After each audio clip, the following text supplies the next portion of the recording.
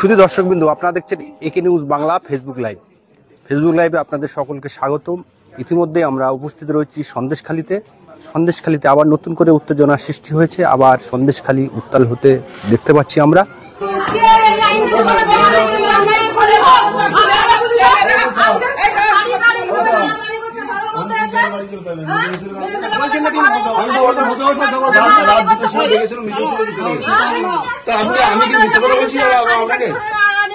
না না দাদা স্যার, আমি কি সঙ্গে সঙ্গে না নাকি বাড়ি চলে আপনাকে বললাম অনুকূল বাড়িতে গেলে আমি বললাম রাত দুটোর সময় মিটিং ছিল, ডেকে চলে গেছে। ঘরের মধ্যে জিনিসপত্র সরিয়ে ছিটিয়ে একাকার করছে, এসে কি অবস্থা? মানুষ না অমানুষিকতা অমানুষিকতা শুরু করেছে।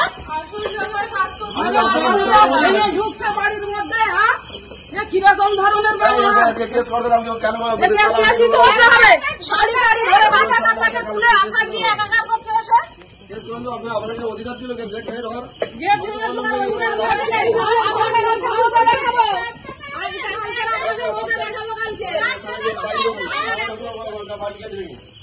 মানুষের উপরে নির্মম অত্যাচার করছে টিএমসি বাহিনী। রাতের অন্ধকারে পুলিশ ফোর্স নিয়ে রাতের অন্ধকারে বাড়ি ভাঙচুর থেকে শুরু করে মহিলাদের উপর নির্মম অত্যাচার চালাচ্ছে। মাম্পি দাসকে গ্রেপ্তার করা হলো। ওকে তো কোনো কারণেই তো দেখাতে পাচ্ছে না, এমনি বলছে সাদা কাগজে ও সই করিয়ে নিয়েছে, কেস করিয়েছে। ওকে মিথ্যা দিয়ে ওকে মানে কেসটা করিয়ে অ্যারেস্ট করিয়েছে। ও তো বুঝতেই পারেনি, কালকে জামিন দিতে গিয়েছিল, গিয়ে ওখানে দেয় ওকে অ্যারেস্ট করিয়েছে। ওরা চক্রান্ত করে সব কিছুই করিয়েছে। মাম্পি বুঝতে পারেনি যে এরা এত দূর চক্রান্ত করে আছে। ও তো জামিন দিতে গিয়েছিল একটা কেসের জন্যে, গিয়ে দেখে এই সমস্যা। যে মাম্পি দাসকে গ্রেফতার করেছে তৃণমূলের কর্মী সমর্থকরা বলছে সন্দেশখালী, তারা বলছে যে এই ভিডিও গঙ্গাধর কয়ালের ভিডিও ভাইরাল হওয়ার পরে বিজেপির পায়ের তলায় মাটি সরে গেছে, সেই জন্য আবার নতুন করে সন্ত্রাস সৃষ্টি করছে। ওগুলো তো ভুলভাল ওরা ছড়াবেই, কারণ ওরা ফেক ভিডিওটা ওরাই বানিয়েছে। এতে বিজেপির কোনো দায় নেই, হাত নেই, কিছুই নেই। কারণ ওরাই বুঝতে পারছে যে ওদের পায়ের তলায় আর মাটি নেই, সেই কারণে মিথ্যে কেস দিয়ে সবাইকে অ্যারেস্ট করাচ্ছে, যাতে আর মহিলারা ভয় পেয়ে পিছিয়ে যায়। ওদের মূল উদ্দেশ্য এটাই। আমরা ইতিমধ্যে খবর পেলাম যে ভিডিওটা ভাইরাল হচ্ছে, সেই ভিডিওর পরিপ্রেক্ষিতে কলকাতা হাইকোর্টে একটি মামলা হয়েছে। তার গঙ্গাধর কয়াল, তার ফোন বন্ধ কেন, তাকে খুঁজে পাওয়া যাচ্ছে না। গঙ্গাধর কয়াল এখন উনি কোথায় আছেন, কিভাবে আছেন, সেটা তো আমরা ঠিক বলতে পারবো না। তবে ওনাকে যদি আমরা সামনে সত্যি পাই, এটা প্রমাণ হয়ে যাবে যে এটা ফেক ভিডিও বানানো হয়েছে, এটা ও প্রমাণ করে দেবে। আপনাদের যাদের বিরুদ্ধে অভিযোগ, শেখ শাহজাহান, শিবু হাজরা, উত্তম সর্দার ইতিমধ্যে গ্রেপ্তার হয়েছে এবং সন্দেশখালীর যে জমি যেগুলো নেওয়া হয়েছিল সেগুলো প্রশাসনের তরফ থেকে ফিরে দেওয়া হচ্ছে। তাহলে আবার নতুন করে আন্দোলন কেন? কারণ আন্দোলন সন্দেশখালীর বুকে শিবু হাজরা, শেখ শাহজাহান, উত্তম সর্দার যেমন তাণ্ডব চালাতো, তারা এখানে না থাকাকালীন তার বাহিনী দিলীপ মল্লিক এবং দিলীপ মল্লিকের বাহিনী নিয়ে সন্দেশখালীর বুকে দিলীপ মল্লিক ঠিক একই শিবু হাজরা, উত্তম সর্দারের মতো তাণ্ডব চালাচ্ছে। তাতে পুলিশ প্রশাসন ফুল সাপোর্ট দিচ্ছে দিলীপ মল্লিককে পুলিশ নিজে থানার সামনে রেখে গাইড দিয়ে জনগণের সঙ্গে রাতের অন্ধকারে ঘর দোয়ার ভাঙচুর থেকে শুরু করে নির্মম অত্যাচার চালাচ্ছে। মাননীয় মুখ্যমন্ত্রী একজন মহিলা হয়ে তিনি যে উপরের স্থানে বসে আছেন, তার লজ্জা হওয়া উচিত যে তিনি একজন নারী। এক নারীর মান যাওয়া মানে 7 রানীর মান যায়, আমরা জানি। কিন্তু মাননীয় মুখ্যমন্ত্রী নিজে নারী হয়ে সন্দেশখালী যে এত অত্যাচার তিনি এখনো পর্যন্ত নিজের চোখে দেখতে পাচ্ছেন না। কিন্তু যে চেয়ারে উনি বসে আছেন, আজকের আমরা যে মাটিতে গোড়াগড়ি খাচ্ছি, একদিন ওনাকে আমাদের মতো এরকম নির্মম মাটিতে গোড়াগড়ি খেতে হবে। উনি শুধু সময়ের অপেক্ষা। ভোট ব্যাংকে সন্দেশখালীর মানুষজন বুঝিয়ে দেবে যে মমতা ব্যানার্জি যে জায়গায় বসে আছে, নিজের ক্ষমতায় বসে আছে না জনগণের ক্ষমতায় বসে আছে। সেইটা ভোট ব্যাংকের পরে সন্দেশখালীর মানুষ কোড়াই গন্ডায় বুঝিয়ে দেবে মমতা ব্যানার্জিকে আর অভিষেক বন্দ্যোপাধ্যায়কে, যে সন্দেশখালীর মা বোনেরা যেমন মাটিতে লুটাচ্ছে, ঠিক মমতা ব্যানার্জিকে ওই রকমভাবে মাটিতে গড়তে হবে এবং চোখের জল ফেলতে হবে। নিজের গদিটা ছাড়ার জন্য মমতা ব্যানার্জি তৈরি থাকুক। 1 তারিখের পরে 4 তারিখের রেজাল্টের পরে মমতা ব্যানার্জি বুঝতে পারবে যে মানুষ কি চাইছে। এটা কোনো পার্টিগত আন্দোলন নয়। টিএমসি বাহিনীরা ওরা যে অত্যাচার করছিল, সেই অত্যাচারের পরিবর্তে মানে জনগণ ওনাদের উপরে ক্ষিপ্ত হয়েছে। কেন করেছে? ওখানে টিএমসি বাহিনীরা যে মহিলারা ছিল তাদের উপরে খুব কুৎসিত গালাগালি করেছে এবং তাদের উপরে হামলা করার জন্য একটা পরিকল্পনা চলছিল। তার জন্যই মহিলারা মেরেছে, অন্য কোনো কারণে দিলীপ মল্লিককে মারেনি। দিলীপ মল্লিক যদি এত ভালো হবে, শিবু হাজরা বা শেখ শাহজাহান যখন অ্যারেস্ট হয়েছিল তখন দিলীপ মল্লিক লুকিয়েছিল কেন? আজকে দিলীপ মল্লিক কেন বেরিয়ে এসে এত অত্যাচার চালাচ্ছে? এর আইনি ব্যবস্থা আমরা নিচ্ছি।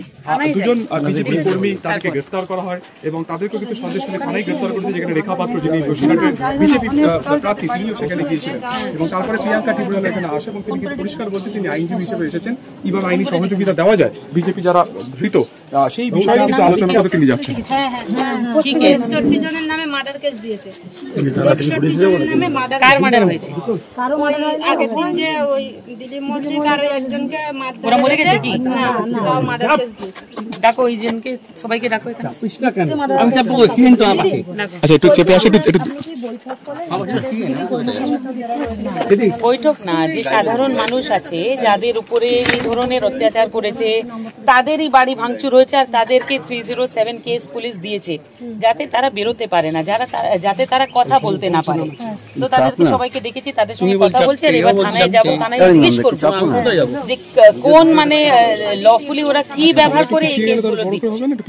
যখন এখানে যে ঘটনাটা ঘটছে সেই ইনভেস্টিগেশনটা পুলিশের হাত থেকে তো নিয়ে নিয়েছে কোর্ট, ইনভেস্টিগেশন দিয়েছে সিবিআই কে, তাহলে পুলিশ কি ভূমিকা প্লে করছে, তাদের কাছে কি অথরিটি আছে, আন্ডার উইচ পাওয়ার্স ওরা এগুলো করছে। তাদেরকে আইনি সহায়তা দেবেন আপনি? আমি অবশ্যই দিব, আগেও করেছি, না হলে সন্দেশখালীর এই যে সত্য আছে সেটা সামনে আসতোই না। আপনারা দেখেছেন যে লাগাতার 5 দিন এসে আমি ক্যাম্প লাগিয়েছি, সমস্ত ঘটনা এখান থেকে নিয়ে ওখানে চলে গেছি। এবার একজন দুজনকে ভয় দেখিয়ে ভিডিও করিয়ে তো সব তো ধামাচাপা করতে পারবে না, এরা এত সহজ না। দিদি এখনো বেশ কিছু জায়গায় উত্তেজনা দেখা যাচ্ছে, তারা দেখুন উত্তেজনা মহিলারা রাতে পাহারা দিচ্ছে নিজেদের গ্রাম। কেন কেন দেখুন, কোর্টের স্পষ্ট অর্ডার ছিল, এই এখানকার যে ডিস্ট্রিক্ট ম্যাজিস্ট্রেট আছে দুটো কান খুলে শুনে নিন ভালো করে, আপনাকে ক্যালকাটা হাইকোর্ট অর্ডার দিয়েছিল যে আপনি 5 দিনের ভিতরে সব জায়গায় সিসিটিভি ক্যামেরা আর স্ট্রিট লাইটস এর যা প্রয়োজন আছে সেগুলো লাগান, কিন্তু সেই অর্ডারকেও এরা ফলো করেনি।